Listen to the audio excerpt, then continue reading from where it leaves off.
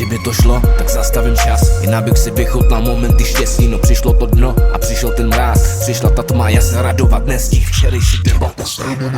Ptal se mě vlastně, jak silnej jsem, jak moc to chci. Jestli to uchopím, když mi to přijde, prej pomůže mi, že prej bude mu stih. Že prej on cítí můj strach, cítí to se mnou, s ním nepřijde krach. A minulost temná zmizí jak prach, stačí přikleknout a nechat dobře zimou duši. O vše se bojuje, dneska se musí, proto tu stojím a nevím co tušit. Co přijde zítra si do hlavy puším, co se mnou nastane, když to vše nechtěl jsem někdy, já nechci mu padnout, nechci mu patřit, nenechám se stáhnout. Tak ukaž mi naději a budeš mi vládnout, dej mi to znamení a pochyby spadnou. Dej mi ten paprsek radosti, promluv mi do duše, když už jsem na dně, tak kdo mi teď pomůže? Otázky zůstávají prázdný, démon toho využila sází, všechno proti mě na moji prohru. Cítím, že jde po mně, už se hlásí.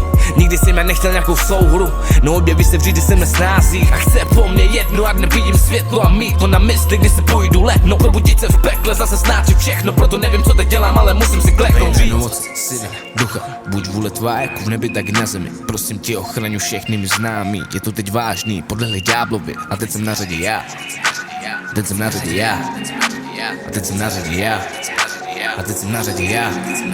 Ve jménu Otce, Syna, Ducha, buď vůle tvá jako v nebi, tak i na zemi. Prosím tě, ochraňuj všechny mi známí, je to teď vážný, podlehli ďáblovi. A teď jsem na řadě já, a teď jsem na řadě já, a teď jsem na řadě já, a teď jsem na řadě já.